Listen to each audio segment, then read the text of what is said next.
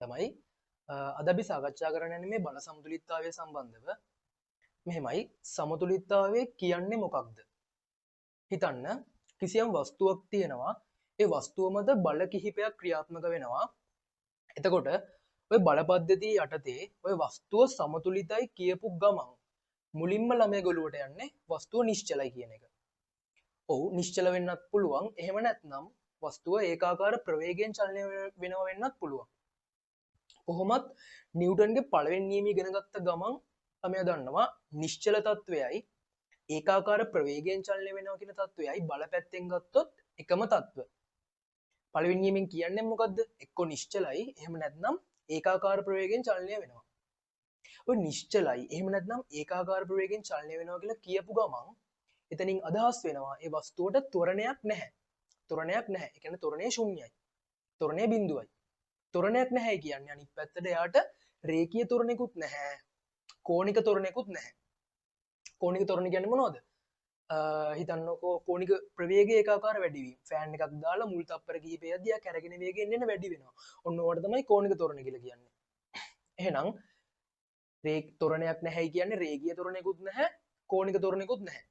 ඔයා දන්නවා රේඛීය ත්වරණයක් හටගන්නේ සංප්‍රයුක්ත බලයක් නිසා. එහෙනම් රේඛීය ත්වරණයක් නැහැ කියන්නේ යට සංප්‍රයුක්ත බලයක් නැහැ. කෝණික ත්වරණයක් හටගන්නේ බල ගූර්ණයක් නිසා. එහෙම නැත්නම් ව්‍යාවර්තයක් නිසා. කෝණික ත්වරණයක් නැහැ කියන්නේ බල ගූර්ණයකුත් නැහැ, ව්‍යාවර්තයකුත් නැහැ. එහෙනම් වස්තුවක් නිශ්චලයි කියන්නේ ඒකාකාර ප්‍රවේගයෙන් යනවා කියන්නේ ඒක සමතුලිත තත්ත්ව. එහෙනම් ඒ වෙලාවේදී එයා මත ත්වරණයක් නැහැ. ත්වරණයක් නැහැ කියන්නේ රේඛීය ත්වරණයකුත් නැහැ, සංප්‍රයුක්ත කෝණික ත්වරණයකුත් නැහැ. රේඛීය ත්වරණයක් නැහැ කියන්නේ සංප්‍රයුක්ත බලයක් නැහැ. කෝණික ත්වරණයක් නැහැ කියන්නේ බල ගූර්ණයක් නැහැ. එහෙනම් වස්තුවක් සමතුලිතයි කියපු ගමන් ඔයගොල්ලෝ ඔළුවට යන්න ඕන දේවල් හතරක් තියෙනවා. පළවෙනි එක තමයි වස්තුව නිශ්චලයි. එහෙම නැත්නම් ඒකාකාර ප්‍රවේගයෙන් යනවා. ඒ කියන්නේ වස්තුව මත රේඛීය ත්වරණයක් නැහැ. කෝණික ත්වරණයකුත් නැහැ. රේඛීය ත්වරණයක් නැහැ කියන්නේ සංප්‍රයුක්ත බලයක් නැහැ. කෝණික ත්වරණයක් නැහැ කියලා කියන්නේ යා මත බල ගූර්ණයක් නැහැ. එහෙනම් වස්තුවක් නිශ්චලයි කියන්නේ එයා මත රේඛීය ත්වරණයේ බිඳුවයි කියලා කියන්නේ යා මත සංප්‍රයුක්ත බලය R සංප්‍රයුක්ත බලය කියන එකත් බිඳුවයි. අනිත් පැත්තට කෝණික ත්වරණය ඇල්ෆා කියන එක වෙනත් බිඳුවයි. ඒ කියන්නේ ව්‍යාවර්තයේ බිඳුවයි. එහෙම නැත්නම් මුළු බල ගූර්ණයේ බිඳුවයි. එහෙනම් කිසියම් ගානක ඔයාලට දීලා තිබ්බොත් වස්තුව සමතුලිතයි කියලා මුලින්ම වස්තුව සමතුලිතයි කියලා දීලා තිබ්බොත් ඔයගේ ඔළුවට යන්න ඕනේ පළවෙනිම දේ තමයි සංප්‍රයුක්ත බලය බිඳුවයි. අනිත් එක තමයි එයා මත ව්‍යාවර්තය බිඳුවයි. මෙතනින් එහාට මේ පාඩම ඉගෙන ගන්නකොට මේක ප්‍රධාන කොටස් කිහිපයකට අපිට කඩන්න පුළුවන්. පළවෙනි එක තමයි මුලින්ම අපි කඩනවා පළවෙනි එක කතා කරනවා බල දෙකක සමතුලිතතාවය. බල දෙකක සමතුලිතතාවය. ඊළඟ එක තමා මේ පළවෙනි එක බල දෙකක සමතුලිතතාවය. දෙවෙනි එක තමා අපි කතා කරනවා බල තුනක සමතුලිතතාවය. ඕකත් ආයි ප්‍රධාන කොටස් දෙකකට කැඩෙනවා. පළවෙනි එක බල තුන සමාන්තර විට ඊළඟ එක බල තුන ආනත විට. තුන්වෙනි එක තමා අපි කතා කරනවා බල තුන බල සමූහයක සමතුලිතතාවය. තුන්වෙනි එක බල සමූහයක සමතුලිතතාවය. ඕකත් ප්‍රධාන කොටස් දෙකකට කැඩෙනවා. ඒ තමා බල සමූහය සමාන්තර විට අනිත් පැත්තට බල සමූහය ආනත විට. හරි එහෙනම් අපි කතා කරමු දැන් පළවෙනි එක බල දෙකක් යටතේ සමතුලිතතාවය. බල දෙකක් යටතේ සමතුලිතතාවය ගැන කතා කරමු. ඒ කියන්නේ මෙහෙමයි. හිතන්න කිසියම් වස්තුවක් තියෙනවා. ඒ වස්තුව මත බල දෙකක් ක්‍රියාත්මක වෙනවා. එතකොට බල දෙක යටතේ මේ වස්තුව සමතුලිත වෙන්න ඕනේ. වස්තුවක් තියෙනවා වස්තුව මත බල දෙකක් ක්‍රියාත්මක වෙනවා. ওই බල දෙක යටතේ වස්තුව සමතුලිත වෙන්න ඕනේ. මුලින්ම බල දෙකක් කියන කතන්දරය අමතක කරන්නකෝ. බල දෙකක් කියන කතන්දරය අමතක කරන්න. වස්තුව සමතුලිත වෙන්න නම් මොකක්ද වෙන්න ඕනේ? වස්තුව සමතුලිත වෙන්න නම් සංප්‍රයුක්තය බිඳුවක් වෙන්නත් ඕනේ. ගූර්ණීය බිඳුවක් වෙන්නත් ඕනේ. සංප්‍රයුක්තය බිඳුවක් වෙන්නත් ඕනේ. ගූර්ණීය බිඳුවක් වෙන්නත් ඕනේ. ගූර්ණ කතන්දරය අමතක කරන්නකෝ. දැන් වස්තුව මත ක්‍රියාත්මක වෙන්නේ බල දෙකයි. බල දෙකක් තියෙන තැනක සංප්‍රයුක්තය බිඳුවක් වෙන්න නම් මොකක්ද වෙන්න ඕනේ? බල දෙකක් විතරක් තියෙන තැනක සංප්‍රයුක්තය බිඳුවක් වෙන්න නම් දෛශික පාඩමේ දැනුම මොකක්ද වෙන්න ඕනේ බල දෙක විශාලත්වයෙන් සමාන වෙන්නත් ඕනේ බල දෙක දිශාවෙන් ප්‍රතිවිරුද්ධ වෙන්නත් ඕනේ සරල උදාහරණයක් ගත්තොත් දැන් මේක නම් වස්තුව මේක නම් වස්තුව මේ පැත්තට ක්‍රියාත්මක වෙන්න ඕනේ එක බලයක් F කියලා එහා සමානවම මේ පැත්තටත් F බලයක් ක්‍රියාත්මක වෙන්න ඕනේ හරිනේ විශාලත්වයෙන් සමානයි දිශාවෙන් ප්‍රතිවිරුද්ධයි තව එක වැදගත් කොන්දේසියක් තියෙනවා තව එක කොන්දේසියක් තියෙනවා ඒ තමයි මේ බල දෙක අනිවාර්යෙන් එකම ලක්ෂයක් හරහා යන්නත් ඕනේ බල දෙක එකම ලක්ෂයක් හරහා යන්නත් ඕනේ බැරි වෙලාවත් ඔය බල දෙක එකම ලක්ෂයක් හරහා නොගියොත් මොකද වෙන්නේ මේ බලගන්න දැන් ඔය බල දෙක බැරි වෙලාවත් එකම ලක්ෂයක් කරහා නොගියොත් මොකද වෙන්නේ කියලා බලමු මේක නම් වස්තුව හිතන්න මෙතනින් ක්‍රියාත්මක වෙනවා එක F බලයක් මෙතනින් එක F බලයක් ක්‍රියාත්මක කරනවා මෙතනින් ක්‍රියාත්මක කරනවා එහා සමානම තවත් F බලයක් දැන් මෙතන ගත්තොත් බල දෙක විශාලත්වයෙන් සමානයි දිශාවතින් ප්‍රතිවිරුද්ධයි සංප්‍රයුක්තය නම් බිඳුවක් වෙනවා හැබැයි මේ බලය ක්‍රියාත්මක වෙන්නේ මෙතනින් මේ බලය ක්‍රියාත්මක වෙන්නේ මෙතනින් බල දෙක එකම ලක්ෂයක් කරහා නෙමෙයි යන්නේ බල දෙක අතර ලම්බ දුරක් තියෙනවා එහෙනම් මෙයා ක්‍රියා කරනවා බල යුග්මයක් විදිහට මෙයා ක්‍රියා කරනවා බල යුග්මයක් විදිහට බල යුග්මයක් විදිහට ක්‍රියා කළා මේ වස්තුවට අරන් දෙනවා කෝණික තොරණයක් වස්තුවට කෝණික තොරණයක් අරන් දෙනවා එහෙනම් කෝණික තොරණයක් තියෙනවා කියන්නේ මෙයා සමතුලිත නැහැ එහෙනම් අනිවාර්ය වැදගත් ලක්ෂණය අනිත් එක බල තුනේ එක ලක්ෂ වෙන්නත් ඕනේ එහෙනම් දැන් තේරුම් ගන්න වස්තුවක් බල දෙකක් යටතේ සමතුලිත වෙනවා නම් ප්‍රධාන කොන්දේසි තුනක් සම්පූර්ණ වෙන්න ඕනේ පළවෙනි එක තමයි බල දෙක විශාලත්වයෙන් සමාන වෙන්න ඕනේ බල දෙක දිශාවෙන් ප්‍රතිවිරුද්ධ වෙන්න ඕනේ තුන්වෙනි එක බල දෙක ඒක ලක්ෂ වෙන්නත් ඕනේ එකම ලක්ෂයක් කරහා යන්නත් ඕනේ හරි අපි දැන් බල දෙකක් යටතේ සමතුලිතතාවය සඳහා උදාහරණ බැලුවොත් හිතන්න මොකක් හරි ස්කන්ධයක් තියෙනවා මෙයාව තන්තුවකින් ගැට ගහලා තියෙන තන්තුවකින් ගැට ගහපු ස්කන්ධයක්. එතකොට මෙයා මත ක්‍රියාත්මක වන බල හිතන්න බලන්න. මෙයා මත ක්‍රියාත්මක වන බල වැළුවොත් වස්තුවේ ගුරුත්ව කේන්ද්‍රයෙන් පල්ලෙහාට එයාගේ බර mg ක්‍රියාත්මක වෙනවා. ඊට අමතරව තන්තුව විසින් එල්ලපු තන්තුව විසින් වස්තුව මත ඉහළට ආතතියක් ක්‍රියාත්මක වෙනවා. එහෙනම් මෙතන බැලුවොත් වස්තුව සමතුලිතයි නේ. සමතුලිතයි බල දෙකක් යටතේ. බල දෙකක් යටතේ සමතුලිත නම් අනිවාර්යෙන් බල දෙක විශාලත්වයෙන් සමාන වෙන්න ඕනේ. එහෙනම් මෙතන හැටියට මේ චිත්‍රයේ හැටියට t සමාන වෙන්න ඕනේ mg ට. මේ රූපේ හැටියට t සමානයි mg ට. t ආතතිය වස්තුවේ බර mg ට සමානයි. තව උදාහරණයක් බලමු. හිතන්න වස්තුවක් තියෙනවා මේසයක් උඩ. මේසයක් උඩ. එතකොට මේසයක් උඩ තියෙන වස්තුවක්. මෙයා මත ක්‍රියාත්මක වන බල හිතන්න බලන්න. ඔව් වස්තුවේ ගුරුත්ව කේන්ද්‍රයෙන් පල්ලෙහාට එයාගේ බර ක්‍රියාත්මක වෙනවා. වස්තුවේ ගුරුත්ව කේන්ද්‍රයෙන් පල්ලෙහාට වස්තුවේ බර ක්‍රියාත්මක වෙනවා mg. ඊට අමතරව මෙයා පෘෂ්ඨයක් මේස පෘෂ්ඨයත් එක්ක ස්පර්ශ වෙලා ඉන්නේ. එතකොට මේසය විසින් වස්තුව මත ඉහළට ඇති කරන අභිලම්බ ප්‍රතික්‍රියාවක්. මේසය විසින් වස්තුව මත ඉහළට අභිලම්බ ප්‍රතික්‍රියාවක් ඇති කරනවා. එතකොට මෙතනත් මොකද වෙලා තියෙන්නේ? වස්තුව බල දෙකක් යටතේ සමතුලිතයි. බල දෙකක් යටතේ සමතුලිතයි නම් ඒ බල දෙක අනිවාර්යෙන් විශාලත්වයෙන් සමාන වෙන්නත් ඕනේ. දිශාවෙන් ප්‍රතිවිරුද්ධ වෙන්නත් ඕනේ. එකම ලක්ෂ්‍ය කරා යන්නත් ඕනේ. එහෙනම් මෙතන හැටියට ගත්තොත් මේ R කියන බලය අභිලම්බ ප්‍රතික්‍රියාව බරට සමානයි. අපි තව උදාහරණයක් බලමු. හිතන්න මොකක් හරි වස්තුවක් තියෙනවා. ජලයේ පාවෙන වස්තුවක්. මෙයා ජලයේ භාගයක් දුරට ගිලිලා තියෙනවා.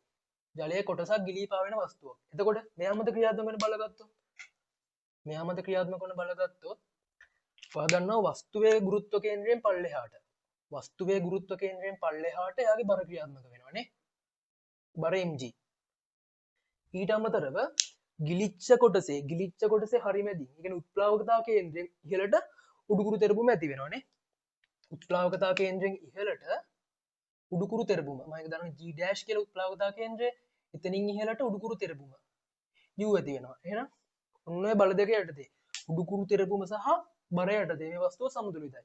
සමතුලිතයි කියන්නේ අනිවාර්යයෙන් මේ උඩුකුරු තෙරපුමයි බරයි වස්තුවේ බරයි දෙක සමානයි. කියන්නේ u සමානයි මේ චිත්‍රයේ හැටියට ගත්තොත් u සමාන වෙන්න ඕනේ mg ට. ඊළඟට අපි එනවා මේ බල තුනක සමතුලිතතාවය ගැන කතන්දරයට. එතනදී ඒකයි ප්‍රධාන කොටස් දෙකකට කැඩෙනවා. පළවෙනි එක තමයි බල තුන සමාන්තර විට ඊළඟ එක බල තුන ආනත විට. දැන් මම මේ කියන්න යන කරුණ ටික මේ දෙකටම පොදුයි. දැන් මම මේ කියන්න යන කරුණු ටික මේ අවස්ථා දෙකටම පොදුයි. පළවෙනි එක තමා බල තුනක් සමතුලිතව තියෙන්න නම් පළවෙනිම දේ තමා ඒ බල තුන ඒකතල වෙන්න ඕනේ. බල තුනම ඒකතල වෙන්න ඕනේ. ඒ කියන්නේ බල තුනම එකම තලයේ ක්‍රියාත්මක වෙන්න ඕනේ. උදාහරණයක් විදිහට ගත්තොත් එක බලයක් මෙහෙට එක බලයක් අරහෙට තව බලයක් බෝඩ් එක ඇතුළට එහෙම බෑ. බල තුනම එක්කු මේ එකම තලයේ මේ බෝඩ් එකේ ක්‍රියාත්මක වෙන්න ඕනේ. බල තුනම එකම තලයේ ක්‍රියාත්මක වෙන්න ඕනේ. ඒ තමයි පළවෙනි එක. දෙවෙනි එක තමයි ඔය බල තුනෙන් සලකන ඕනම බල දෙක සම්ප්‍රයුක්තය සලකන ඕනම් බල දෙක සම්ප්‍රයුක්තය ඉතිරි බලයට විශාලත්වයෙන් සමානව දිශාවෙන් ප්‍රතිවිරුද්ධව ක්‍රියාත්මක වෙන්න ඕනේ. ඒ කියන්නේ මෙහෙමනේ දැන් බල තුනක් විතරක් තියෙන තැනක බල දෙකක සම්ප්‍රයුක්තය ගත්තහම ඉතුරු වෙන්නේ ඒ සම්ප්‍රයුක්තය අර ඉතිරි බලයනේ. එතකොට ඒකයි අර බල දෙකක සමතුලිතතාවය කියන තත්ත්වයට වැටෙනව නේද? ඒකෙම දිගුවක් තමයි දැන් මේ කතා කරන්නේ.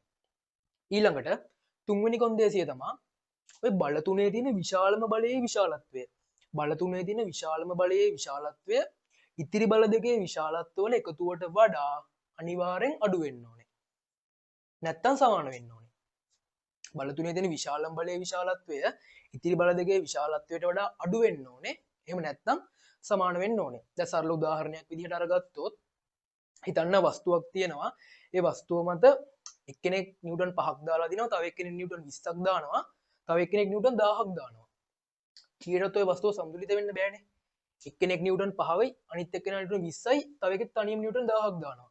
අරුන් දෙන්න අරහිංසකයෝ දෙන්න එකතු වෙලා දැම්මත් එකම දිශාවට දැම්මත් වෙන්නේ නිව්ටන් 25යි නේ. එහෙනම් අරු තනියම 1000ක් දානවා. එහෙනම් වස්තුව කීයටවත් සමතුලිත වෙන්න බෑ. එහෙනම් තේරුම් ගන්න පළවෙනිම දේ තමයි වස්තුවක් බල තුනක් යටතේ සමතුලිත වෙනකොට පළවෙනි එක තමයි අපි කතා කරන්නේ වස්තුවක් බල තුනක් යටතේ සමතුලිත වෙද්දී පොදු කරුණු ටික. පළවෙනි එක තමයි බල තුන ඒකතල වෙන්න ඕනේ.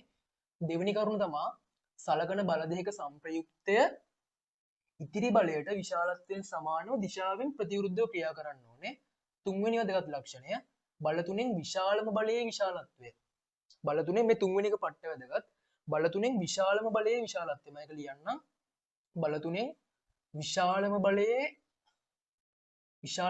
විශාලත්වය ඉතිරි බල දෙක එකතුවට වඩා ඉතිරි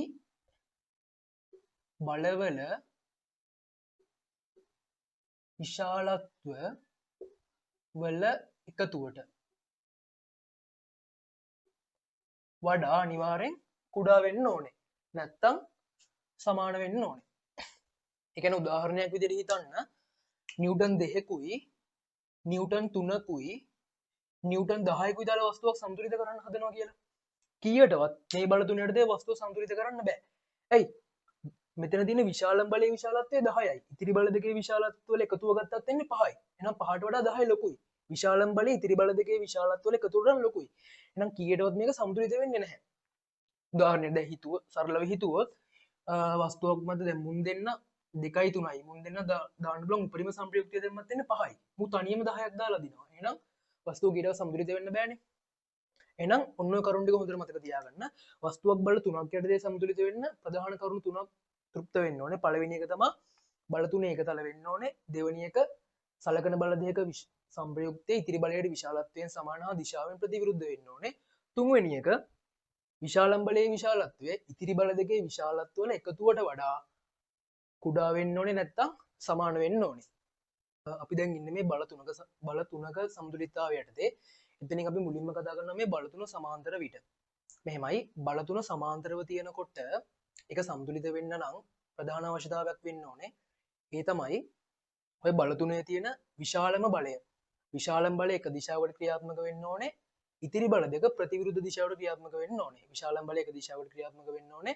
ඉතිරි බල දෙක ප්‍රතිවිරුද්ධ දිශාවට ක්‍රියාත්මක වෙන්න ඕනේ. උදාහරණයක් විදිහට ගත්තොත් මේක නම් වස්තුව විශාලම බලය ලකුණු කළොත් F3 කියලා විශාලම බලය එක දිශාවට ක්‍රියාත්මක වෙනවා නම් ඉතිරි බල දෙක අනිවාර්යෙන් ප්‍රතිවිරුද්ධ දිශාවට ක්‍රියාත්මක වෙන්න ඕනේ.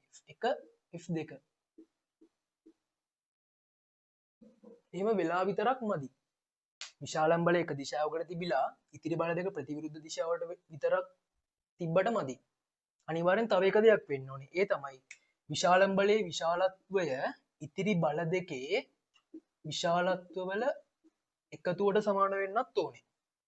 ඒ කියන්නේ උදාහරණයක් විදිහට ගත්තොත් F එක බලය නිව්ටන් 2යි නම් F දෙක බලය නිව්ටන් 3යි නම් එහෙනම් F 3 බලය නිව්ටන් 5යි. හරිනේ. හරි. හරි දැන් අපි උදාහරණ ගානක් බැලුවොත් දැන් මේසයක් උඩ A කියලා පෙට්ටියක් තියෙනවා ඒක උඩ තව B කියලා පෙට්ටියකුත් තියෙනවා. එතකොට අපි මේ දෙකේ බල රූප සටහන් වෙන වෙනම ඇඳගත්තොත් මුලින්ම අපි මේ දෙකේ බල රූප සටහන් වෙන වෙනම ඇඳගත්තොත් අදනම් B පෙට්ටිය එන්න B එන්න A පෙට්ටිය හරි. එතකොට මේ දෙකේ බල රූප සටහන් වෙන වෙනම ගත්තොත් මුලින්ම B පෙට්ටිය ගුරුත්ව කේන්ද්‍රයෙන් පල්ලෙහාට එයාගේ බර ක්‍රියාත්මක වෙනවානේ. B ගේ ගුරුත්ව කේන්ද්‍රයෙන් පල්ලෙහාට එයාගේ බර මම ඒක සාමාන්‍යයෙන් MBG කියලා ලියන්නම්කෝ.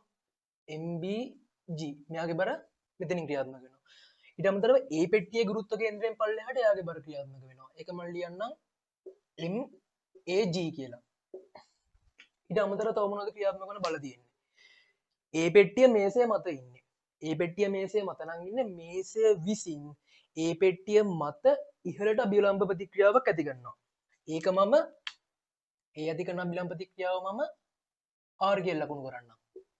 ඊට අමතරව තව මොනවද බල ක්‍රියාත්මක වෙන්නේ? මේ A පෙට්ටිය උඩ තමයි B පෙට්ටිය ඉන්නේ. A උඩ තමයි B පෙට්ටිය ඉන්නේ. එතකොට A විසින් B මත ඉහළට ඇති කරන අභිලම්බ ප්‍රතික්‍රියාවක්. ඒක මම S කියලා ලකුණු කරන්නම්. හරි. එතකොට ඔයා දන්නවා නිව්ටන්ගේ පෙරලා නිව්ටන්ගේ තුන්වෙනි නියමයට අනුව B පෙට්ටිය විසින් A මත පල්ලෙහාට ඒ හා සමාන ප්‍රතික්‍රියාවක් ඇති කරනවානේ. ඒකත් S. හරි. දැන් අපි බල ටික ඔක්කොම ඇනලයිස් කළා. එතකොට දැන් මේ පෙට්ටි දෙකම නිශ්චලව තියෙන්නේ නේ. මේ දෙකම නිශ්චලයි. එතකොට මුලින් B පෙට්ටියේ සමතුලිතතාව ගත්තොත් මෙතන ක්‍රියාත්මක වෙන බල දෙකයි. S කියන බලයයි MBG කියලා බලයයි. බරයි අභිලම්බ ප්‍රතික්‍රියාවයි. මේ බල දෙක යටතේ තමයි මෙයා සමතුලිත වෙන්නේ. බල දෙකක් යටතේ වස්තුවක් සමතුලිතව තියෙනවා නම් ඒ බල දෙක විශාලත්වය සමානයි. එහෙනම් මෙතන හැටියට මම ලියද හැකි S සමානයි MBG. මේකේ බලන්න මෙතන බල තුනක් ක්‍රියාත්මක වෙනවානේ. R එක පැත්තකට S සහ MAG තවත් පැත්තකට. එහෙනම් මෙතන හැටියට ගත්තොත් අනිවාර්යෙන් R විශාල බලය වෙන්න ඇතිනේ. මේක දාගන්නේ බල තුනක්. බල තුන සමාන්තරව තියෙන අවස්ථාවනේ. එතකොට එක බලයක් එක දිශාවකට විශාල බලය එක දිශාවකට ඉතිරි බල දෙක ප්‍රතිවිරුද්ධ දිශාවට. එහෙනම් මෙතන හැටියට R විශාල ඇතිනේ. එහෙනම් R සමාන වෙන්න ඕනේ මේ කතන්දරේ හොඳේ. විශාල බලය ඉතිරි බල දෙකේ විශාලත්වයට සමානයි. එහෙනම් මෙතන හැටියට ගත්තොත් R සමානයි R සමානයි MAG එකතු කිරීම S. අයි ඔන්නම් අපිට මෙහෙම ලියන්න පුළුවන් R සමානයි MAG එකතු කිරීම ඔන්නම් මේ S වෙනුවට වාට MBG ව රීප්ලේස් කරන්න පුළුවන් MBG. හරි. අපි මේ බල තුන සමාන්තර අවස්ථාවට තව උදාහරණයක් බලමු.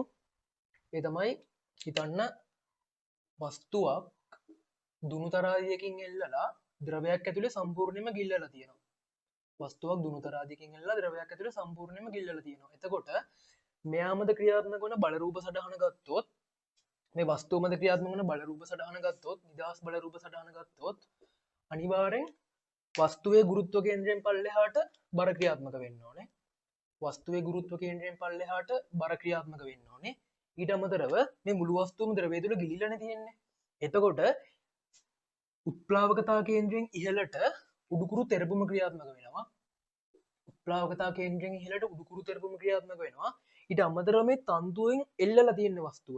තන්තුව විසින් වස්තුව මත ඇති කරනවා T කියලා ආතති බලයක්. ඒක මම ඉහළට ලකුණු කරන්නම්කෝ. හරි. එතකොට දැන් මේ අවස්ථාව ගත්තත් වස්තුව බල තුනක් යටතේ සමතුලිතයි. බල තුන සමාන්තරයි.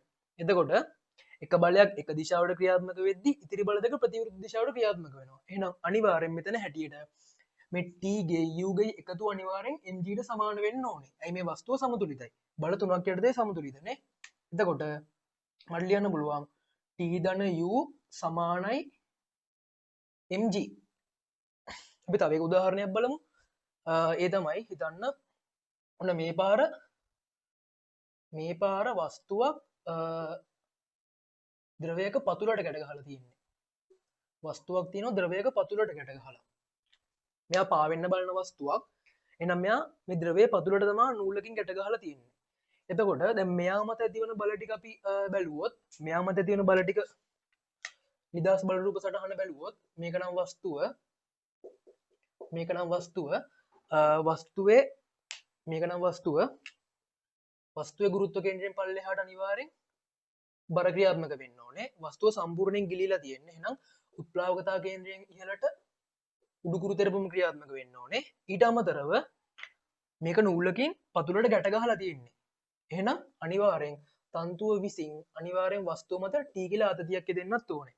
එහෙනම් මේ උදාහරණය හැටියට බැලුවොත් උඩුකුරු තෙරපුම ඉහළට එයා එක දිශාවකට ඉතිරි බල දෙක ප්‍රතිවිරුද්ධ දිශාවට. එහෙනම් මෙතන හැටියට උඩුකුරු තෙරපුම මේ බල දෙක එකතුවට සමාන වෙන්න ඕනේ. මෙතන හැටියට ගත්තොත් මට ලියන්න පුළුවන් U සමානයි mg එකතු කිරීම T. හරි. දැන් මෙහෙමයි කතන්දරේ. දැන් එතකොට මේ බල රූප සටහන් දෙක දිහා බැලුවහම ඔයාට හිතෙනවා දැන් මේ රූප සටහන් දෙකේම මේ බල තුනම එකම ලක්ෂයක් කරහා යන්නේ. මේ රූප සටහනෙන් ගත්තත් බල තුනම මේ චිත්‍රය දිහා බැලුවොත් බල තුනම එකම ලක්ෂයක් කරහා යන්නේ. එහෙනම් ඔයාට වෙලාවකට හිතෙන්න පුළුවන් බල තුන සමාන්තර වෙලාවට ඔය බල තුන අනිවාර්යයෙන්ම එකම ලක්ෂයක් කරහා යන්න ඕනේද කියලා. එහෙම හිතෙන්න පුළුවන්. නෑ මෙහෙමයි යනවා වෙන්නත් පුළුවන් නොයනවා වෙන්නත් පුළුවන්.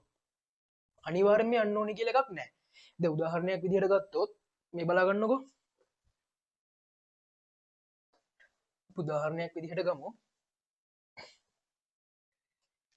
හිතන්න මෙන්න එහෙම ඒකාකාර මොකක් හරි දණ්ඩක් තියෙනවා කියලා. මෙයා මත මේ පැත්තට අපි දානවා F කියලා බලයක්. මේ පැත්තට දානවා F කියලා බලයක්. මේ පැත්තට දානවා F2 කියලා බලයක්. මේ පැත්තට F1 කියලා බලයක් දානවා. මෙතනින් දානවා F2 කියලා බලයක්. එහෙනම් ඔය බල තුන යටතේ මෙයා සමතුලිත වෙනවා නම් නෑ මේ බල දෙක යටතේ F1 හා F2 බල දෙක යටතේ මෙයා සමතුලිත වෙනවා නම් අනිවාර්යෙන් තුන්වෙනි බලයක් ක්‍රියාත්මක වෙන්න ඕනේ ප්‍රතිවිරුද්ධ දිශාවට. තුන්වෙනි බලය මම හිතන්නම්කෝ දැනට මෙන්න මේ වගේ තැනකින් යනවා කියලා. එහෙනම් තුන්වෙනි බලය මම මේ වගේ තැනකින් ලකුණු කළා. මෙහෙමයි. ඔව් F1 හා F2 බල දෙකක් ක්‍රියාත්මක වෙනවා. ඒ යටතේ තුන්වෙනි බලයක් ඇවිල්ලා මෙයාව සමතුලිත කරනවා F3 කියලා. හැබැයි අපිට හිතුමතේට ඔය F3 මෙතනින්ම යනවා කියලා කියන්න බෑ. අපිට හිතුමතේට ලකුණු කරන්න බෑ F3 මෙතනින්මයි යන්නේ කියලා. ඔය F3 යන නිශ්චිත තැනක් තියෙනවා. අපි දැන් මේ තැන පොඩ්ඩක් විග්‍රහ කරලා බලමු. ඒ කියන්නේ මෙහෙමයි. මම හිතන්නම් මෙන්න මේ දුර ප්‍රමාණය x කියලා. මෙන්න මේ දුර ප්‍රමාණය x කියලා ගන්නම්. මෙන්න මේ දුර ප්‍රමාණය y කියලා ගන්නම්. මෙන්න මේ F3 යන ලක්ෂය මම O කියලා ගන්නම්. දැන් මෙහෙමනේ. මෙතන හැටියට නම් F1 F2 එකතු F3ට සමානයි. F1 F2 එකතු F3ට සමානයි. අපි දැන් බලන්නේ මේ F3 බලය යන්නේ කොතනින්ද කියලා. මෙහෙමයි. දැන් මම කියන්නේ මේ වස්තුව සමතුලිතයි කියලා. ඔව්. ඔයා just හිතන්න මේක සමතුලිතයි. සමතුලිතයි කියලා හිතුවොත් අනිවාර්යෙන් මෙයා මත සංප්‍රයුක්තයේ බිඳුවක් වෙන්නත් ඕනේ. ඔය සංප්‍රයුක්තයේ දැන්ටම බිඳුවක් වෙලා තියෙන්නේ F1 F2 එකතු F3ට සමානයි හින්දා. ඊට අමතරව මෙයා මත ගූර්ණීය බිඳුවක් වෙන්නත් ඕනේ. මෙයා මත සංප්‍රයුක්තයේ බිඳුවක් වෙන්නත් ඕනේ. මෙයා මත ගූර්ණීය බිඳුවක් වෙන්නත් ඕනේ. සලකන ඕනම ලක්ෂයක් වඩා ගූර්ණීය බිඳුවක් වෙන්නත් ඕනේ. මම දැනට මෙන්න මේ O කියන පොයින්ට් එක සලකන්නම්කෝ. මම හිතන්නම් මෙයා සමතුලිතයි නම් මෙන්න මේ O වට මම ගූර්ණය අරගෙන බලන්නම්. මම මේ O කියන ලක්ෂය වට ගූර්ණය අරගෙන බලන්නම්. නම් මට O වට මෙයාගේ ගූර්ණය ගත්තොත් ගූර්ණයක් කියන්නේ වදන්නවා ගූර්ණයක් කියන්නේ බලය වැඩි කිරීම ලම්බ දුර. ගූර්ණය කියන්නේ බලය වැඩි කිරීම ලම්බ දුර. මේ O ලක්ෂය වට ගූර්ණ ගනිද්දී F3 කියන බලය O ලක්ෂය හරහා යනවා. එහෙනම් ඒ ලක්ෂයේ ඉඳන් F3 බලයට ලම්බ දුරක් නැහැ. එහෙනම් F3 බලය මගින් O ලක්ෂය වටා ගූර්ණයක් ඇති කරන්නේ නැහැ. හැබැයි මේ F1 කියන බලයට x දුරක් තියෙනවානේ. O ඉඳන් ගත්තොත් F1 බලයට x දුරක් තියෙනවා. එහෙනම් මේ F1 විසින් ගූර්ණයක් ඇති කරනවා. අනිත් පැත්තට මේ F2 විසිනුත් ගූර්ණයක් ඇති කරනවා. දැන් බලන්න මේ O ලක්ෂය ගාවට ගිහිල්ලා මේ F1 කියන බලය ගූර්ණය ඇති කරන්නේ මොන පැත්තටද කියලා. O ලක්ෂය ගාවට ගිහින් බැලුවොත් F1 කියන බලය ගූර්ණය ඇති කරන්නේ මේ පැත්තට. ඒ කියන්නේ ඒක දක්ෂිණාවර්ත ගූර්ණයක්. අනිත් පැත්තට O ලක්ෂය ගාවට ගිහින් බැලුවොත් F2 බලය ගූර්ණය ඇති කරන්නේ මේ පැත්තට. ඒක වාමාවර්ත ගූර්ණයක්. ඔය දන්නවා ගූර්ණය කියන්නේ දෛශිකයක් නේ. එක පැත්තකට දින ගූර්ණ ධන නම් ප්‍රතිවිරුද්ධ පැත්තට දින ගූර්ණය ඍණ. එක පැත්තකට දින ගූර්ණ ධන නම් ප්‍රතිවිරුද්ධ පැත්තට දින ගූර්ණ ඍණ. එහෙනම් මම මෙතන හැටියට ගන්නම් දක්ෂිණාවර්ත ගූර්ණයේ ධන කියලා. ඕවට ගූර්ණය ගන්න යන්නේ. එහෙනම් මට ලියන්න පුළුවන්. ඕවට ගූර්ණය ගද්දී මම ලියනවා F1 වාරයක් x මෙයාගෙන් F1 බලය නිසා ඇති වෙන ගුරුණය F1 වාරයක් x එයා දක්ෂිනාවර්තයි. වාමාවර්ත ගුරුණයකින්ද මෙයා අඩු කරනවා. එයා ඍණ F දෙවතාවක් y නේ. F දෙවතාවක් y. විශේෂම දේ මම කිව්වා ඔයාට just හිතන්න කියලා වස්තුව සමතුලිතයි. වස්තුව සමතුලිතයි කියලා හිතන්න කිව්වා. එහෙනම් අනිවාර්යෙන් මොකද්ද වෙන්නේ? ගුරුණය බිඳුවක් වෙන්නත් ඕනේ. දැන් මේ ඍණ පදේ එහා පැත්තට යනවා. එතකොට මේකවල් ලියන්න පුළුවන්. F1 වාරයක් x සමානයි F දෙවාරයක් y. මෙන්න වැදගත් දෙයක් මෙතනින් ඔප්පු වෙනවා. F1 වාරයක් x කියන්නේ මොකද්ද බලන්න. F1 වාරයක් x කියලා කියන්නේ දක්ෂිනාවර්ත ගූර්ණය. F දෙවාරයක් y කියන්නේ මොකද්ද? F2 වාරයක් y කියන්නේ වාමාවර්ත ගූර්ණය. මෙතනින් වැදගත් සම්බන්ධයක් ඔප්පු වෙනවා. ඒ තමයි මෙතන ඉන්නේ දක්ෂිනාවර්ත ගූර්ණය. දක්ෂිනාවර්ත ගූර්ණය මෙතන ඉන්න වාමාවර්ත ගූර්ණය. ඔන්න එහෙනම් සමතුලිතයි කියලා හිතුවාම වැදගත් ලක්ෂණයක් මෙතන ඔප්පු වෙනවා. ඒ තමයි දක්ෂිනාවර්ත ගූර්ණය වාමාවර්ත ගූර්ණයට සමානයි. ඉතින් හරිනේ. වස්තුව සමතුලිතයි නම් කිසියම් ලක්ෂයක් වටා දක්ෂිනාවර්ත ගූර්ණයයි වාමාවර්ත ගූර්ණයයි සමාන වෙන්න ඕනේ. ඔන්න ඕක තමයි මෙතනින් අපිට ඔප්පු වෙන්නේ. හරි. මම මේ දැන් කියන්න යන කරුණ MCQ වලට තමයි වැදගත් වෙන්නේ. මම මේ දැන් කියන්න යන එක MCQ වලට වැදගත් වෙන්නේ. මම මෙතනින් x ට y අනුපාතය හැදුවොත් මම මෙතනින් x ට y අනුපාතය හැදුවොත් මට එනවා x ට y අනුපාතය හැදුවොත් මට එනවා f2 යට f1 කියලා. උතනින් මොකද්ද කියන්නේ? හොඳට බලාගන්න. මම මෙතන x ට y අනුපාතය හැදුවොත් මට එනවා f2 යට f1 කියලා. මෙතනින් කියන්නේ මෙන්න මේ වගේ කතන්දරයක්. ඒ තමයි මේ f3 කියන බලය ඉන්නව නේද? F3 කියන බලය ක්‍රියා කරන ලක්ෂය තියෙනවනේ. F3 කියන බලය ක්‍රියා කරන ලක්ෂයව මෙන්න මේ F3 කියන බලය විසින් මෙන්න මේ F1 සහ F2 ක්‍රියාරේඛා අතර පරතරය මේ F3 කියන බලය මේ F1 හා F2 ක්‍රියාරේඛා අතර පරතරය බෙදනවා x ට y අනුපාතයට. sorry මට වැරදුනා. මේ F3 කියන බලය විසින් මේ F1 හා F2 අතර පරතරය x ට y අනුපාතය බෙදනවා F2ට F1 අනුපාතයට. තුර අතර අනුපාතය x ට y කියන කෙනා බෙදනවා F2ට F1 අනුපාතයට. මම දන්නවා ඔක කොහොම කිව්වටවත් තේරෙන්නේ නැහැ. ඔක කොහොම කිව්වටවත් තේරෙන්නේ නැහැ. අපි සරල උදාහරණයක් බලමු. හරිද? අපිට මෙතනින් එනවා x ට y අනුපාතය සමානයි F2ට F1. දැන් මේකෙන් මොකද්ද මම කියනවා කියලා කිව්වේ? මේ F3 බලය ක්‍රියා කරන ක්‍රියාලක්ෂය මේ F3 බලය ක්‍රියා කරන ලක්ෂය විසින් මේ F1 හා F2 අතර F1 හා F2 ක්‍රියාරේඛා අතර පරතරය බෙදනවා F2ට F1 අනුපාතයට. ඔන්න ඕක තමයි මෙතනින් කියවෙන්නේ. ඒක කොහොම කොට තේරෙන්නේ නැහැ නේ. අපි එක උදාහරණයක් ගත්තොත් හිතන්න මම මේ දැන් උදාහරණ ගන්න මේ හැම දණ්ඩක්ම සෙන්ටිමීටර් 60යි කියලා හිතන්න. හිතන්න මෙහෙම දණ්ඩක් තියෙනවා. මේ දණ්ඩ සෙන්ටිමීටර් 60යි. මෙතනින් ක්‍රියාත්මක වෙනවා නිව්ටන් 5ක්. මෙතනිනුත් ක්‍රියාත්මක වෙනවා නිව්ටන් 5ක්. එතකොට මෙතනිනුත් ක්‍රියාත්මක වෙනවා නිව්ටන් 5ක්, මෙතනිනුත් ක්‍රියාත්මක වෙනවා නිව්ටන් 5ක්. අනිවාර්යෙන්ම පහේ බල දෙක සමතුලිත වෙන්න නම් යෙදෙන්න ඕනේ ප්‍රතිවිරුද්ධ පැත්තේ නිව්ටන් 10ක්. දැන් අපි බලමු මේ නිව්ටන් 10 කොතනින්ද යෙදෙන්න ඕනේ කියලා. මෙන්න මේකයි කතන්දරේ. බල අතර අනුපාතය ගන්නකො. මෙතන එන්නේ x ට y අනුපාතය සමානයි f2ට f1. කියන දුර අතර අනුපාතය සමානයි බල අතර අනුපාතයේ පරස්පරය. ඒ කියන්නේ හිතන්නකො මෙතන බල අතර අනුපාතය ගන්නකො. බල අතර අනුපාතය 5ට 5යි. 5ට 5යි කියන්නේ 1ට 1යි. 5ට 5යි කියන්නේ 1ට 1යි. අනිත් පැත්ත හැරෙව්වා ඒත් 1ට 1යි. එහෙනම් 60ක් 1ට 1 අනුපාතයකට බෙදෙනකොට මෙතනින් 30යි මෙතනින් 30යි නේ. 60ක් 1ට 1 අනුපාතයකට බෙදෙද්දී 60ක් 1ට 1 අනුපාතයකට බෙදෙද්දී මෙතනින් සෙට් වෙන්න ඕනේ 30ක් මෙතනින් සෙට් වෙන්නේ 30යි. හරි අපි තව එක උදාහරණයක් බලමු.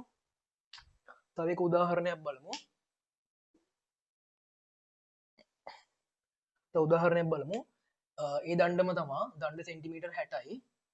හිතන්න මෙතනින් මම දානවා නිව්ටන් 5ක බලයක්. මෙතනින් මම දානවා නිව්ටන් 10ක බලයක්. මෙතන නිව්ටන් 5ක් දානවා මෙතන නිව්ටන් 10ක් දානවා.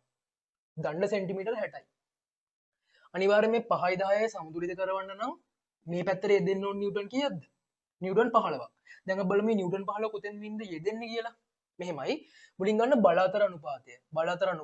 5ට 10 කියලා කියන්නේ 1ට 2 නේ. 5ට 10 කියන්නේ 1ට 2. එහෙනම් 5ට 10 කියන්නේ 1ට 2 අනිත් පැත්ත මාරු කළාම 2ට 1 2ට 1 එහෙනම් දුර බෙදෙන්න ඕනේ 2ට 1 අනුපාතයට බල අතර අනුපාතය 5ට 10 ඒ කියන්නේ 1ට 2 පැත්ත මාරු කළාම 2ට 1 එහෙනම් දුර අතර අනුපාතය බෙදෙන්න ඕනේ 2ට 1 අනුපාතයට 60ක් 2ට 1 අනුපාතයට බෙදෙනකොට මෙතනින් සෙට් වෙයි 40ක් ඉතුරු කොට සෙට් වෙයි 20ක් නේ 60ක් 2ට 1 අනුපාතයකට බෙදෙද්දී 60ක් 2ට 1 අනුපාතයකට බෙදෙනකොට මෙතනින් සෙට් වෙනවා 40ක් මෙතනින් සෙට් වෙනවා 20ක්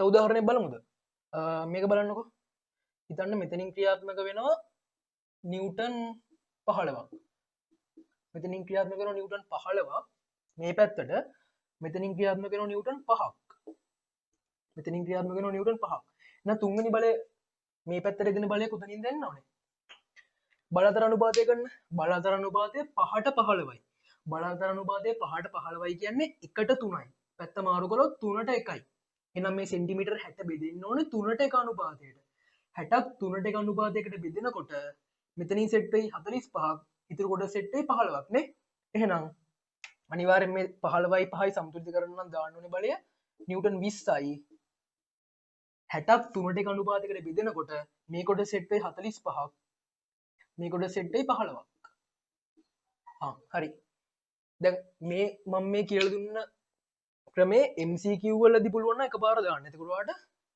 MCQ වලදී මේ විදිහට හදා දින්න ඕනේ එකපාර දාති පොඩි වාසියක් තියෙනවා. හරි එතකොට දැන් මේ උදාහරණ තුනම මේ ගත්ත උදාහරණ තුනම දැක්කම තව එක විශේෂ දෙයක් පේන්න ඕනේ. බල දෙක සමානයි නම් මේ යොදන බල දෙක සමානයි නම් අනිවාර්යෙන් සංප්‍රයුක්තය යන්නේ හරි මැදින්. ඊට අමතරව බල දෙක අසමානයි නම් අපි යොදන බල දෙක අසමානයි නම් සංප්‍රයුක්තය යන්නේ මෙතන බලන්න මේ 15 වෙනි සංප්‍රයුක්තය යන්නේ පහේ ඉඳන් ගත්තොත් නම් සෙන්ටිමීටර් 40ක් තියෙනවා 10 ඉඳන් ගත්තොත් සෙන්ටිමීටර් 20යි තියෙන්නේ එහෙනම් සංප්‍රයුක්තය කුඩා බල සංප්‍රයුක්තය විශාල බලයට ආසන්නයි සංප්‍රයුක්තය විශාල බලයට ආසන්නයි මෙතන හැටියට ගත්තොත් විශාල බලය 15 නේ මෙතන හැටියට ගත්තොත් සංප්‍රයුක්තය 20යි සංප්‍රයුක්තය විශාල බලයට ආසන්නයි මෙතනින් ගත්තොත් දුර පහේ ඉඳන් ගත්තොත් දුර 45ක් තියෙනවා 15 ඉඳන් ගත්තොත් දුර 15ක් තියෙනවා එහෙනම් සංප්‍රයුක්තය විශාල බලයට ආසන්නයි ඔන්න ඕකත් එක වැදගත් ලක්ෂණයක් හරි දැන් අපි ඊළඟට කතා කරමු මේ ආනත බල තුනක් යටතේ සමතුලිතතාවය මේක ගැන කතා කරමු දැන් මෙහෙමයි ගන්න ඔන්න වස්තුවක් තියෙනවා ඔය වස්තුව මත මේ පැත්තට F1 බලයක් ක්‍රියාත්මක වෙනවා මේ දිශාවට F2 බලයක් ක්‍රියාත්මක වෙනවා එතකොට ඔය F1 හා F2 නිසා මෙයා මත F1 හා F2 නිසා මෙයා මත ඇති වෙනවා සංප්‍රයුක්තයක් නේ දෛශික පාඩමේ දැනුම අනුව ඔයා දන්නවා F1 හා F2 නිසා මෙයා මත සංප්‍රයුක්තයක් ක්‍රියාත්මක වෙනවා එතකොට දැන් මේ කතා කරන්නේ ආනත බල තුනක් යටතේ සමතුලිතතාවය දැනට F1 F2 බල දෙකක් ක්‍රියාත්මක වෙනවා එයා නිසා R කියන සංප්‍රයුක්ත බලයක් ඇති වෙනවා දැන් මේක බල තුනක් යටතේ සමතුලිත වෙන්න නම් අනිවාර්යෙන් ඊළඟට යෙදෙන බලය, ඒ කියන්නේ තුන්වෙනි බලය යෙදෙන්න ඕනේ මෙන්න මේ සංප්‍රයුක්තයට විශාලත්වයෙන් සමානව දිශාවෙන් ප්‍රතිවිරුද්ධව සහ ඒක රේඛීයව නේ ඒක වට තේරෙන්න ඕනේ එහෙනම් අනිවාර්යෙන් F3 කියන බලය දෙන්න ඕනේ මේ පැත්තට එයා මේ සංප්‍රයුක්තයට විශාලත්වයෙන් සමාන වෙන්නත් ඕනේ දිශාවෙන් ප්‍රතිවිරුද්ධ වෙන්නත් ඕනේ ඒක රේඛීය වෙන්නත් ඕනේ මෙතන බල දෙකක් බල තුනක් යටතේ සමතුලිතයි කතන්දරේ මෙච්චරයි මෙතන බල දෙකක් තිබ්බට ඒ බල දෙකේ සංප්‍රයුක්තය ගත්තාම එයයි මෙයයි බල දෙකයි එතකොට මේක ආපහු බල දෙකක සමතුලිතතාවයකට වැටෙනවනේ එහෙනම් එතනින් ඔප් වෙනවා බල දෙක විශාලත්වයෙන් සමානයි එතනින් තේරෙන බල දෙක විශාලත්වයෙන් සමානයි දිශාවෙන් ප්‍රතිවිරුද්ධයි සහ ඒක රේඛීයයි එහෙනම් අන්තිමට බලද්දී බල තුනම ඇනලයිස් කරලා බලද්දී විශේෂම පොයින්ට් එක තමයි බල තුනම ඒක ලක්ෂ්‍යයි ඒ කියන්නේ බල තුනම එකම ලක්ෂ්‍යයක් කරහා යනවා ඔන්න ඔක තමයි අන්තිමට එන්න පුළුවන් නිගමනය එහෙනම් හොඳට මතක තියාගන්න කිසියම් ගානක වාට දුන්නොත් වස්තුව බල තුනක් යටතේ සමතුලිතයි කියලා අනිවාර්යෙන් ආනත බල තුනක් යටතේ සමතුලිතයි කියලා දුන්නොත් අනිවාර්යෙන් ඒ බල තුනම එකම ලක්ෂ්‍යයක් හරහා යන්නම ඕනේ දැන් සරල උදාහරණයක් ගත්තොත් ගොඩක් ළමයි මේක වරද්දනවා හිතන්න රළු ආනත තලයක් තියෙනවා රළු ආනත තලයක් උඩ මෙන්න මෙහෙම පෙට්ටියක් තියලා තියෙනවා රළු ආනත තලයක් උඩ පෙට්ටියක් තියලා තියෙනවා. එතකොට දැන් මේකේ ක්‍රියාත්මක වන බල, මේකේ ක්‍රියාත්මක වන බල රූප සටහන අඳින්න කියලා කිව්වොත් මුලින්ම ඔයා දන්නවා පෙට්ටිය ගුරුත්ව කේන්ද්‍රය තියෙනවානේ. පෙට්ටිය ගුරුත්ව කේන්ද්‍රයෙන් පල්ලෙහාට පෙට්ටියේ බර ක්‍රියාත්මක වෙනවා. ඊට අමතරව ගොඩක් ළමයි බහුතරයක් ළමයි කරන වැරද්දක් තමයි ඒගොල්ලෝ අභිලම්බ ප්‍රතික්‍රියාව මෙතනින් අදිනවා. හරියට මේ පෙට්ටිය මැදින් අදිනවා. ඒක පට්ට වැරදි. අභිලම්බ ප්‍රතික්‍රියාව එතනින් අදින්න බෑ. දැන් මේක රළුවාන තලයක් මැදනේ තියෙන්නේ. එතකොට ඔයා දන්නවා රළුවාන තලයක් මැද තියෙද්දි මේ වස්තුව මේ පැත්තට ලිස්සන්න බලනවා. ඒ ලිස්සන්න බලන පෘෂ්ඨය විසින් ඒ වස්තුව මත ප්‍රතිවිරුද්ධ දිශාවට. ඒ කියන්නේ මේ පැත්තට ඔයා දන්නවා ඝර්ෂණ බලයක් ඇති කරනවානේ. එහෙනම් ඝර්ෂණ බලය ඇති වෙන්නේ මේ පැත්තට. දැන් බලන්න බර මෙහෙට ක්‍රියාත්මක වෙනවා ඝර්ෂණ බලය අර පැත්තට ක්‍රියාත්මක වෙනවා. එතකොට බරයි ඝර්ෂණ බලය කැපෙන මෙන්න මේ පොයින්ට් එක තියෙනව නේද? දැන් වස්තුව සමතුලිතයිනේ. එහෙනම් මේ බරයි අභිලම්බ ප්‍රතික්‍රියාවයි කැපෙන පොයින්ට් එක තියෙනව නේද? අන්න එතනින් තමයි වස්තුවේ බර ක්‍රියාත්මක වෙන්නේ. මේ අභිලම්බ ප්‍රතික්‍රියාව ක්‍රියාත්මක වෙන්න ඕනේ. ඔන්න ඔය පොයින්ට් එකෙන් තමයි අභිලම්බ ප්‍රතික්‍රියාව ක්‍රියාත්මක වෙන්න ඕනේ. එහෙනම් වස්තු බල තුනක් යටතේ සමතුලිත වෙනකොට අනිවාර්යෙන් බල තුනම එකම ලක්ෂයක් කරහා යන්න ඕනේ. හොඳට තේරුම් ගන්න අභිලම්බ ප්‍රතික්‍රියාව මැද්දෙන් නෙමෙයි එන්නේ. මේ බල දෙක කැපිච්ච පොයින්ට් එකෙන් තමයි අභිලම්බ ප්‍රතික්‍රියාව වෙන්නේ. එතන තවත් දෙයක් ඉස්මතු කළොත් බලාගන්න මම මේ බලය පොඩ්ඩක් මේ පැත්තට දික් කරනවා. එතකොට හිතන්න මෙන්න මේ කෝණය θ කියලා. මෙන්න මේ කෝණය θ නම් ඔයා හොඳටම දන්නවා මේ කෝණය θ මෙන්න මේක මෙන්න මෙතනින් අංශක 90යිනේ. මෙයා θ මේක 90 අංශක 90යි. එතකොට මේක මෙන්න මේ කොටස 90 රින θ. ආයි ඔයා දන්නවා මෙන්න මේ ගහපු මම මේ දික් කරපු රේඛාවයි මේ තලයයි ලම්බකයිනේ. දික් කරපු රේඛාවයි තලයයි ලම්බකයි. එහෙනම් මේක 90 රින θ කොට මෙන්න මේ කෝණය එනවා θ කියලා මට. මෙන්න මේ කෝණය එනවා θ. ආයි මෙයා θ නම් ප්‍රතිමුඛ කෝණ මෙන්න මේ කෝණයක් θ. එහෙනම් තේරුම් ගන්න මෙයා θ නම් මේ කෝණය θ. එහෙනම් තේරුම් ගන්න තලය ආනත තලයක් නැතුව මේක තිරස් තලයක් නම් තියෙන්නේ. ඔයා දන්නවා හරියටම අභිලම්බ ප්‍රතික්‍රියාව මැද්දෙන් එන්නේ නේ. තලය තිරස් නම් අභිලම්බ ප්‍රතික්‍රියාව තිරස්. තලය තිරස් නම් අභිලම්බ ප්‍රතික්‍රියාව සිරස්. තලය තිරසට θ ආනතයි නම් තලය තිරසට θ ආනතයි නම් අභිලම්බ ප්‍රතික්‍රියාව සිරසට θ ආනතයි. හරි. අපි තව එක උදාහරණයක් බලමු. බල තුන යටතේ සමතුලිත වෙන අවස්ථාවකට හිතන්න දණ්ඩක් තියෙනවා. මේක ඒකාකාර දණ්ඩක් නෙමෙයි. හොඳේ. ඔන්න දණ්ඩක් මම අදිනවා. මේක ඒකාකාර නෑ. ඒකාකාර නොවන දණ්ඩක්. ඒකාකාර නොවන දණ්ඩක් වුණාම මෙයාගේ හරිමැදින් බර ක්‍රියාත්මක වෙන්නේ නෑ. බර හරිමැදින් ක්‍රියාත්මක වෙන්නේ නෑ. හිතන්න මේ දණ්ඩ මෙන්න මේ පැත්තට ආතතියක් දාලා තන්තු දෙකකින් එල්ලලා තියෙනවා. මේ දණ්ඩ තන්තු දෙකකින් එල්ලලා තියෙනවා. මෙන්න මේ දණ්ඩ තන්තු දෙකකින් එල්ලලා තියෙනවා. එතකොට මෙයා මත ක්‍රියාත්මක වන බල ටික ගත්තොත් දැන් මෙහෙමනේ ගොඩක් ගණන් වලදී මුලින් බර ඇදලා තමයි පටන් ගන්නේ. දැන් මේ ගාන ගත්තත් මුලින්ම mg එක ඇඳලා බර ඇදලා තමයි පටන් ගත්තේ. හැබැයි මේ ගානේ බර අඳින්න බෑ මුලින්ම. ඇයි බැරි? මේ දණ්ඩ ඒකාකාර නැහැ. දණ්ඩ ඒකාකාර නැතිකොට හරි මැදින්ම බර එනවා කියලා අපිට කියන්න බෑ. එහෙනම් මුලින්ම මේ ආතති දෙක ඇදගෙනීම. මේ තන්තු වලින් විවර්තනය කරලා තියෙනකොට මෙතනින් එනවා t එක ආතතියක්. මෙතනින් එනවා t දෙක ආතතියක්. එතකොට ඔය ආතති දෙක දැන් බල තුනක් යටතේ වස්තුව සමතුලිත වෙන්න නම් මොකද්ද වෙන්න ඕනේ? බල තුනම එකම ලක්ෂයක් හරහා යන්න ඕනේ. බල තුනම එකම ලක්ෂයක් හරහා යන්න ඕනේ. දැන් බලමු මේ ආතති දෙක දික් කළා එකම ලක්ෂයක් හරහා යනවද කියලා. දැන් මේ දෙක මෙහෙම දික් කරගෙන ගියොත් ඔයාලට පේනවා ඇති මේ බල දෙක මෙහෙම දික් කරගෙන ගියොත් මෙන්න මේ වගේ පොයින්ට් එකකදී කැපෙනවානේ. මේ බල දෙක දික් කරන් ගියොත් මෙන්න මේ වගේ පොයින්ට් එකකදී කැපෙනවා. අන්නේ කැපෙන පොයින්ට් එක හරහා තමයි බර යන්නත් ඕනේ. මොකද බල තුනක් යටතේ මේවා සමතුලිතයි නම් අනිවාර්යෙන් බල තුන එක ලක්ෂ වෙන්න ඕනේ. එහෙනම් අනිවාර්යෙන් බර යන්නත් ඕනේ මෙතනින්. බර යන්නත් ඕනේ ඒ කැපිච්ච පොයින්ට් එක හරහාම තමයි. තේරෙනවද? තව උදාහරණයක් ගමු. අපි තව එක උදාහරණයක් බලමු. හිතන්න මම ගන්නම් අර්ධගෝලාකාර පාත්‍රයක්. ගන්නකො බලන්නකො මේ ගන්න බලා ගන්න. අර්ධගෝලාකාර පාත්‍රයක්. වක්‍රතා කේන්ද්‍රය මෙතන තියෙන්නේ. ඕක ඇතුලේ මම දණ්ඩක් දාලා තියෙනවා මේ විදිහට. ඕක ඇතුලේ මම දණ්ඩක් දාලා තියෙනවා. එතකොට ඔන්න ඔතන ඇතිවන බල රූප සටහන් ටික බැලුවොත් මෙන්න මෙතන බල ටික ලකුණු කළොත් දැන් මේ මෙතන මේ දණ්ඩ හිතන්න මේවා සුමට බිත්ති.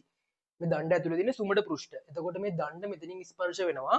මෙතනුත් ස්පර්ශ වෙනවා. එතකොට මෙයාම තියෙන මේ දණ්ඩ මත තියෙන බල මොනවද කියලා අපි හිතුවොත් අනිවාර්යෙන් හොඳට මතක තියාගන්න මේක ඒකාකාර දණ්ඩක් නෙමෙයි. මෙතන ගත්තෙත් ඒකාකාර නොවන දණ්ඩක්, මෙතන ගන්නෙත් ඒකාකාර නොවන දණ්ඩක්. එහෙනම් දණ්ඩේ හරි මැදින් බර එනවා කියලා අපිට කියන්න බෑ. දැන් මේකෙන් බල මොනවද කියලා බැලුවොත් මේ ස්පර්ශ වෙන ලක්ෂයෙන් අභිලම්බ ප්‍රතික්‍රියාවක් එනවා. මෙන්න මේ ලක්ෂණොත් අභිලම්බ ප්‍රතික්‍රියාවක් එනවා.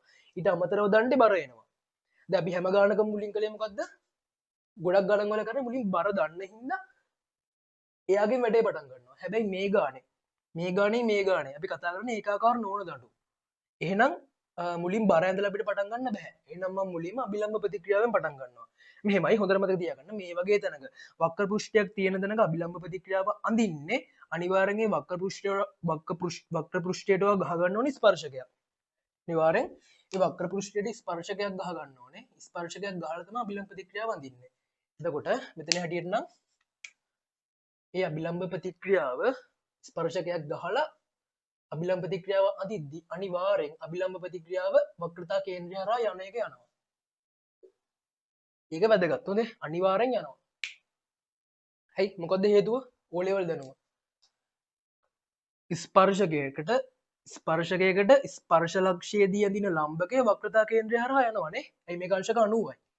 එහෙනම් අභිලම්බ ප්‍රතික්‍රියාව අංශක 90යි. ඒ වගේම අනිත් එක්කෙනාවත් ඇන්දොත් එහෙනම් මේ පෘෂ්ඨයේදී අපි ගන්නවා ස්පර්ශකයක් නේ. මේ පෘෂ්ඨයේදී ගන්නවා ස්පර්ශකයක්. එහෙනම් අනිවාර්යෙන් ස්පර්ශකයක් ගහලා එතනින් අදින අභිලම්බ ප්‍රතික්‍රියාව අනිවාර්යෙන් වක්‍රතා කේන්ද්‍රය හරහා යන්නම ඕනේ. මෙයත් වක්‍රතා කේන්ද්‍රය හරහා යනවා. ඒකම මේ ස්කේල් ලකුණු කරන්නම්කෝ. හරි. එතකොට අභිලම්බ ප්‍රතික්‍රියාව දෙක ලකුණු කරගත්තා. එහෙනම් බර එන්න ඕනේ කොතනින්ද? දැන් මේක බල තුනක් යටතේ සමතුලිත වෙන්න ඕනේ. බල තුනක් යටතේ සමතුලිත වෙන්න නම් තුන්වෙනි බලය යන්න ඕනේ. අර බල දෙක කැපිච්ච පොයින්ට් එක කරා. දැන් මේ බල දෙක මෙතනදී කැපෙනවානේ. මේ බල දෙක මෙතනදී කැපෙනවා. එහෙනම් අනිවාර්යෙන් බර ක්‍රියාත්මක වෙන්නත් ඕනේ මේ ලක්ෂ්‍ය හරහාම තමයි. එහෙනම් බර එන්න ඕනේ. මෙන්න මේ ලක්ෂ්‍ය හරහාම තමයි. බර එන්න ඕනේ එහෙනම් මෙතනින්. හරි මං හිතනවා තේරුණා කියලා. අපි තව එක උදාහරණයක් බලමු. දැන් උදාහරණ තුනක් ගත්තා. අපි තව එක උදාහරණයක් ගමු. හිතන්න මං ගන්නම් මෙතන තියෙනවා රළු බිමක්. මේ බිම රළුයි. මෙතන තියෙනවා රළු බිමක්. මෙතන තියෙනවා සුමට බිත්තියක්. මෙතන තියෙනවා රළු බිමක්. මෙතන තියෙනවා සුමට බිත්තියක්. මම මේ දෙක හරහා මේ විදිහට ඉනිමගක් දාලා තියෙනවා. මේ බිත්ති දෙක හරහාම ඉනිමගක් දානවා. හරි. මෙහෙමයි මම හිතලමයි මේ ලක්ෂ දෙක ස්පර්ශ වෙන්නේ නැහැ කියලා ගත්තේ. මොකද මට මේ දෙකේ බල ලකුණු කරලා පෙන්වන්න ඕන හින්දා මම හිතාමතාම ස්පර්ශ කළා නෙමෙයි යන්නේ. හරි මෙහෙමයි. දැන් මොකද්ද මෙතන වෙන්නේ? රළු බිමක් තියෙනවා, සුමට බිත්තියක් තියෙනවා. දැන් මේකේ තියෙන බල හිතන්නකෝ. දැන් මෙතන තියෙන බල හිතන්න. මෙහෙමයි. හැබැයි මේක ඒකාකාරයි. හොඳේ. මෙන්න මෙහෙම හිතන්න. මේ ඉනිමග ඒකාකාර එකක්. ඉනිමග ඒකාකාරයි. දැන් මෙතන තියෙන බල හිතුවොත් අනිවාර්යෙන් ඉනිමගේ බර ඇති වෙනවා. ඉනිමගේ බර එක බලයක්. ඊට අමතරව මේ සුමට බිත්තියට ස්පර්ශ වෙලා තියෙන තැනින් අභිලම්බ ප්‍රතික්‍රියාවක් එනවා. ඒකයි බල දෙකයි. ඊට අමතරව මේ ඉනිමග මෙහෙම දාලා තියෙද්දි මෙයා ඉන්නේ රළු බිමක් මතනේ. මෙයා ඉන්නේ රළු බිමක් මත. එතකොට මෙයා මේ පැත්තට ලිස්සන්න බලනවා. මේ ඉනිමග ලිස්සන්න බලනකොට මෙයා ලිස්සන්නේ මේ පැත්තටනේ. මේ පැත්තට එතකොට මේ පැත්ත ලිස්සන්න බලද්දි මේ රළු බිම විසින් ඉනිමග මත මේ පැත්තට ඝර්ෂණ බලයක් ඇති කරනවා. එතනින් බල 3යි. එහෙනම් මොකද්ද බල 3? බල 3ක් ගැන කතා කරලා දැන්ට ඉනිමගේ බර ඉනිමගේ ඒකාකාරයි හින්දා බර හරිය මැදින් එනවා. ඊට අමතරව මේ සුමට බිත්තිය මගින් ඇති කරනවා අභිලම්බ ප්‍රතික්‍රියාවක්. ඊට අමතරව මේ රළු බිම මගින් ඇති කරනවා මේ පැත්තට ලිස්සන්න යන හින්දා මේ පැත්තට ඝර්ෂණ බලයක්. ඊට අමතරව මේ රළු බිම මගින් මෙයා මත ඇති කරනවා ඉහළට අභිලම්බ ප්‍රතික්‍රියාවක්. දැන් අපි බල 4ක් ගැන කතා කළා. බල 4ක් ගැන කතා කළා. මොනවද බල 4? එකක් මේ සුමට බිත්තියෙන් ඇති වෙන අභිලම්බ ප්‍රතික්‍රියාව. එකක් ඉනිමගේ බර. අනිත් එක ඝර්ෂණ බලය. බිමින් බිත්තිය මත බිමින් ඉනිමග මත ඇති කරන ඝර්ෂණ බලය. අනිත් එක බිමෙන් ඉනිමග මත ඇති කරන අභිලම්බ ප්‍රතික්‍රියාව. උතන බල 4ක් කතා කරනවා. හැබැයි මාතෘකාව ඉන්නේ අපි ඉන්නේ බල 3ක්. බල 3ක් ආනත විටනේ. බල 3ක්. හැබැයි මෙතන බල 4ක් තියෙනවා. මෙහෙමයි. බල 4ක් තිබුණට මෙන්න මේකයි කතන්දරේ. මුලින් අපි දන්න බල ටික ලකුණු කරන් ඉමුකෝ. මම මුලින්ම දැන් මං කියවනේ මෙයා ඉනිමග ඒකාකාරයි කියලා. එහෙනම් මම බර ලකුණු කරගන්නවා මුලින්ම. ඉනිමග ඒකාකාර හින්දා මම මුලින්ම මෙයාගේ බර ලකුණු කරගන්නවා. එහෙනම් මෙයාගේ බර එනවා මට පල්ලෙහාට mg ඊට අමතරව මම මෙතනින් ලකුණු කරගන්නවා අභිලම්බ ප්‍රතික්‍රියාව ස්පර්ශ පුෂ්ඨයෙන් මේ පැත්තට අභිලම්බ ප්‍රතික්‍රියාවක් එනවා r එක ලකුණු කරගත්තා දැන් මම ওই දෙක යා කරනවා ওই දෙක පොඩ්ඩක් දික් කරලා බලනවා දික් කරලා බැලුවහම මට පේනවා මෙන්න මේ දෙක මෙන්න මෙතනදී කැපෙනවා මේ දෙක මෙහෙම දික් කරාම මේ දෙක මෙන්න මෙතනදී කැපෙනවා එහෙනම් අනිවාර්යෙන් ඉතුරු තුන්වෙනි බලය යන්නත් ඕනේ මෙන්න මේ ලක්ෂය හරහා ඉතුරු තුන්වෙනි බලය යන්නත් ඕනේ මෙන්න මේ ලක්ෂය හරහා හැබැයි මේක බල හතරක් තියෙනවා කොහොමද බල හතරක් වෙන්නේ මේ බලා ගන්නකෝ මම නිකන් අදින්නම්කෝ මෙන්න මේ ලක්ෂය හරහා බලයක් යනවා මෙන්න මේක තමයි යන බලය මේ බලය මම S කියලා ලකුණු කරන්නම්කෝ ඔන්න S කියන බලය මෙන්න මේ ලක්ෂය හරහා යනවා හරි එතකොට මොකක්ද මම මේ S කියලා ලකුණු කරපු බලය දැන් මේකේ බල තුනක් නෙමෙයිනේ බල හතරක් තියෙන්න බෑ හරිනම් ගානේ හරිනම් බල හතරක් තියෙන්න ඕනේ හැබැයි මම මොකද්ද මේ S කියලා ලකුණු කළේ හොඳට මතක තියාගන්න අපි මේ S කියලා ලකුණු කරන්නේ මේ බිමින් ඇති කරන ඝර්ෂණ බලයේයි මේ බිමින් ඇති කරන අභිලම්බ ප්‍රතික්‍රියාවේ දෙකේම සංප්‍රයුක්තය ඔන්නෝක හොඳට මතක තියාගන්න අපි මේ S කියලා ලකුණු කළේ බිම විසින් ඉනිමග මත ඇති කරන ඝර්ෂණ බලයේයි බිම විසින් ඉනිමග මත ඇති කරන අභිලම්බ ප්‍රතික්‍රියාවේ දෙකේම සංප්‍රයුක්තය